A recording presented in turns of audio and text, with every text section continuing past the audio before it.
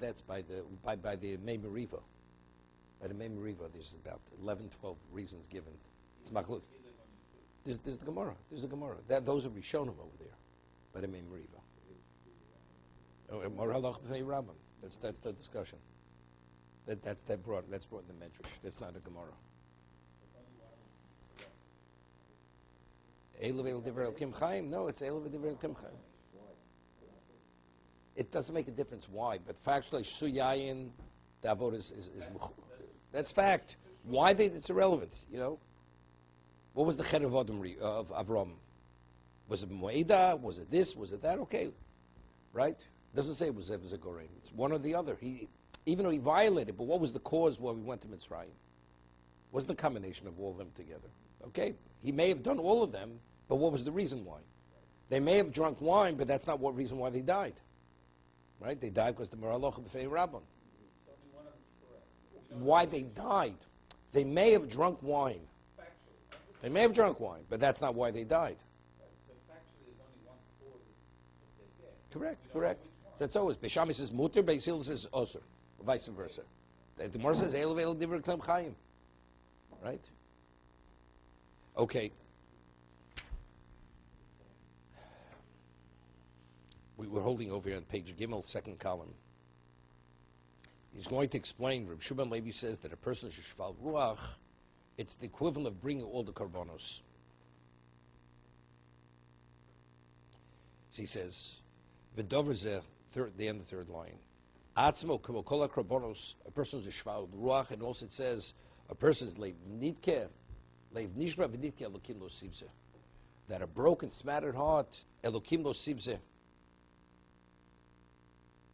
HaKadosh Baruch Hu will accept his tefillah. He will not in any way detest his tefillah.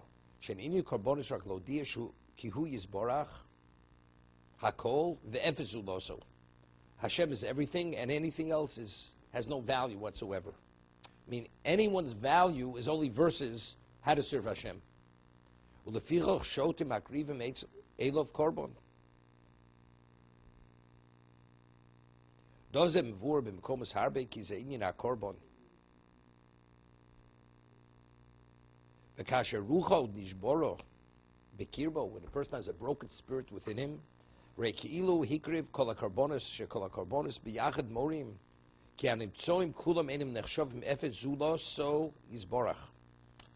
each korban has a different level of representation. Touches upon different things in spirituality. But whatever it is, what is all its value?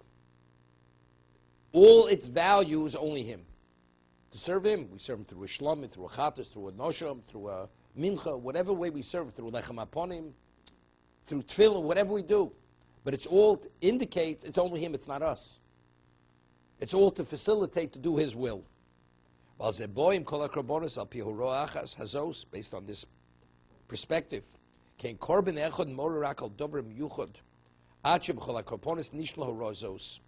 once you have the full spectrum of korban, it addresses every aspect of what the korban represents. So if a person has a broken spirit within him, so what does that mean? This individual, what does he represent? Everything in existence, whatever he comes upon, what's its value? Its value is only HaKadosh Baruch Hu. There's no value unto himself. No, we say it every day, Evizuloso. We say everything is Ephes. Outside of him, it's Ephes. Ki Odom hu akol hu melech kol nimtzoim. Hear this? He speaks about this somewhere. We have this in Pirkei Avos. The human being is the so-called, the equivalent of the melech of existence, right? Man, right? Ato atim shobo. It says, right? Man dominates the animal. Dominates the world. That's the man. So the human means the melech. See, if the melech, what's a melech? A melech is focused on himself. So despite that, and you go and you gate yourself, and your purpose is only him. Kasher odom eino klum, kol hanitzom eino klum. Says something phenomenal. He says, if the odom is the melech, and everything's there to serve him, I'm going to explain this. So if the king himself negates himself to Hashem, so everything, the whole value of everything's for God. I'll give you an example.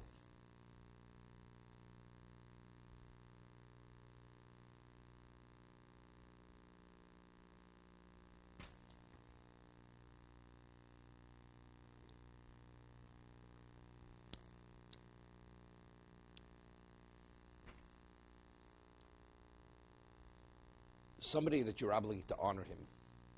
And that person has an honor to honor somebody greater than him. And you honor that person who's greater than him in his presence. Is that a disrespect? It's not a disrespect. Because he himself is obligated to honor that person. Right? It says, but if your father tells you, you should cook on Shabbos, right? It says, Ani Hashem, kulchem chayav b'chvodi. Your father's obligated in my honor. So even if he tells you, I tell you have to honor, but he's obligated in my honor. So therefore you listen to me, not to him, when he tells you to violate the Shabbos. So the world was created for the human being. He's the melech. But the question is, what is its value? So if the person was created for, he himself says, its whole value is only Hashem. My whole value is Hashem. So if everything is to accommodate me, and who am I? I am only to serve Hashem, so what's the value of all existence? Only to serve Hashem. The Chazal tell us, it says, by the Mabul, HaKadosh Baruch Hu destroyed the world. So you'd say, why did he destroy the world? So the Medrash says, Moshel Medavad Domer, a king had a ben Yochid, and he prepared an elaborate wedding, and then the Choson, the son of the prince, he dies under the chuppah. So what does the king do? He goes and destroys everything. So he says, look, but you're being so wasteful. He says, look, everything which exists here is only for my son. If there's no son, there's no wedding, there's nothing has value anymore.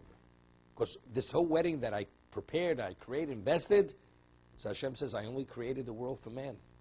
The animals and everything that exists is only for mankind. So I'm destroying the human being. The world has no value. The animal has no value. So it's the same idea. So if the person himself, he himself negates himself to Hashem, so what is it? So what's the value of all existence? Exactly what he values. And that's Efes Uloso, that's Hashem. Everything's negated to Hashem. Kach Omar Gamkein, Gedol Litfilo, Shishkula Keneg Kol Abonos, Kamo Shizbayer. What is Gedol Litfilo? When a person prays to Hashem, what's the mindset? It says Ka'oni. It's like a poor man begs. When a poor man comes back, do you demand? You don't demand, right? You're in need. So that when you come and stand before Hashem and you request, that's the mindset.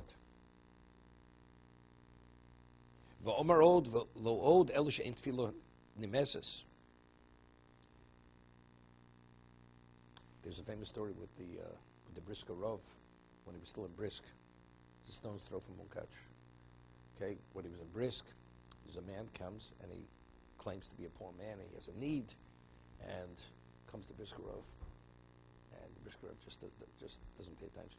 Wouldn't give him anything, and they were shocked. The Brisker Rov, he learned from his father. The Chesed Reb Chaim was something which was legendary. Reb Chaim's Chesed, and the Brisker Rov, he says, the Brisker Rov had an eye, a keen eye. Says the reason, it's an explicit pasuk in Mishlei.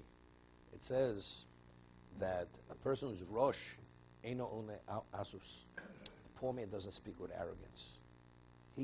A rich man speaks with arrogance. A poor man doesn't speak with arrogance. If he comes in and he demands, and he speaks as if he is somebody, tells me the man's a charlatan.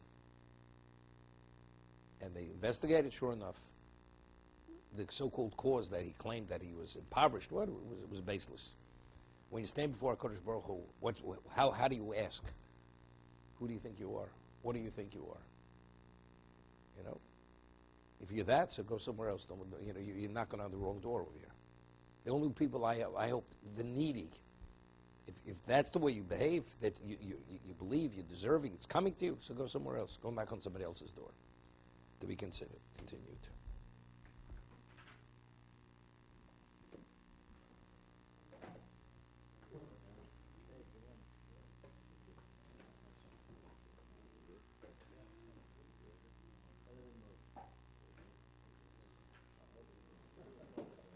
Hashem's help.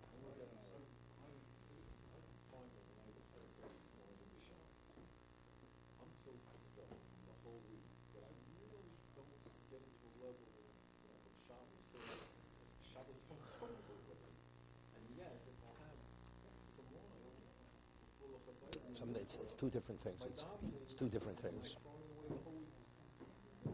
It's two different. See, it's omid b'fnei melech. When you have an audience with the king,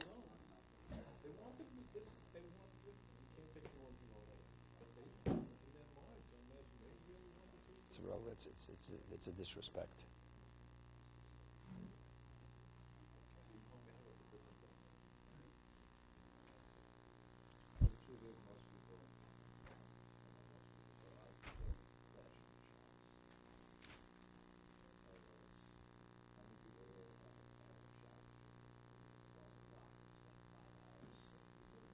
What do you think people say shiur shiurim? Certain people say shiur shiurim before Shabbos, right?